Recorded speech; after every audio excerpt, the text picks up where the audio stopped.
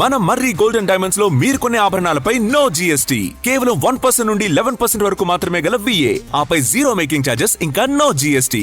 మర్రి golden diamonds. బహిరంగ ప్రదేశాలు, వీధుల్లో తిరిగే కుక్కలను తరలించాల్సిందేనన్న సుప్రీంకోర్టు ఆదేశాలపై జంతు ప్రేమికులు, పలువురు జంతు సంక్షేమ సంస్థలు అసంతృప్తి వ్యక్తం చేస్తున్నారు. అత్యున్నత న్యాయస్థానం ఆదేశాలు వీధి కుక్కల మారణ హోమం తీవ్రమైన హింసకు దారితీయవచ్చని ఆందోళన వ్యక్తం చేస్తున్నారు. దేశంలో నానాటికి పెరిగిపోతున్న వీధి కుక్కల దాడులు, కుక్కకాటు మరణాలపై సుప్రీంకోర్టు మరోసారి తీవ్ర ఆందోళన వ్యక్తం చేసింది.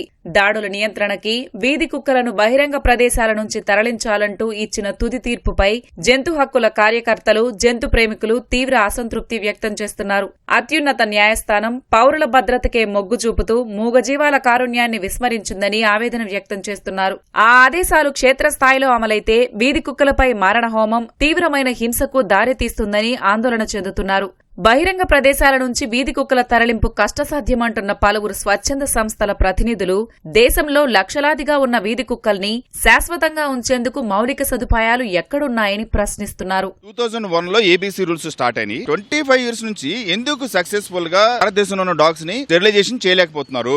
కోట్లు ఫండ్స్ రిలీజ్ చేస్తున్నారు ఆ స్టెరిలైజేషన్ కోసం. ఆ డబ్బంతా ఎడిపోతుంది. ఎందుకు సక్సెస్ చేయలేకపోయారు? సో ఇది అట్టర్ ఫెయిల్యూర్ అయిపోయింది. అది క్వశ్చన్ చేస్తూ ఈ ఆర్డర్ లో అది కూడా మెన్షన్ చేస్తూ, అండ్ కొన్ని డిస్ట్రిక్ట్ ప్లేసుల్లో అసలు ఈ రోజు వరకు ABC సెంటర్స్ లేవండి. అంటే అక్కడ యానిమల్ బర్త్ కంట్రోల్ జరగదు, స్టెరిలైజేషన్ జరగదు. సో అందుకని సుప్రీంకోర్టు అదే పాయింట్ ని మళ్ళీ ప్రెస్ చేస్తూ ఇది కూడా క్లియర్ గా చెప్పిందండి. November 7th రోజు ఏదైతే సుప్రీంకోర్టు ఆర్డర్ ఇచ్చారో వాటికి మేము ఇంకా కంప్లీట్ గా మేము ఫైట్ చేస్తాం.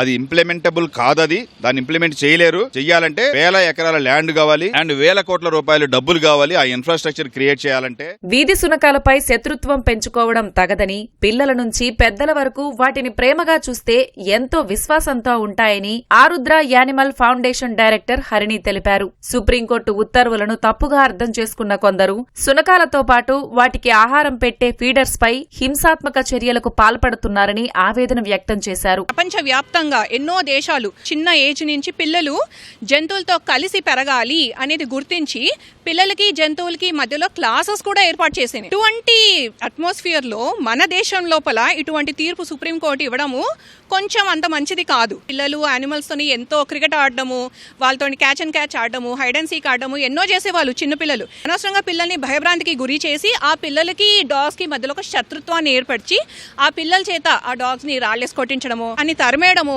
ఇలాంటి చేసి అనవసరమైన శత్రుత్వాన్ని పెంచుతున్నారు. Please go to GHMC commissioners, please go to police stations in overcoming this menace. Supreme court తీర్పును రాష్ట్ర ప్రభుత్వం పరిగణలోకి తీసుకుని ప్రజలు కుక్కకాటు బారిన పడకుండా చర్యలు చేపట్టాలని జంతు ప్రేమికులు సూచిస్తున్నారు.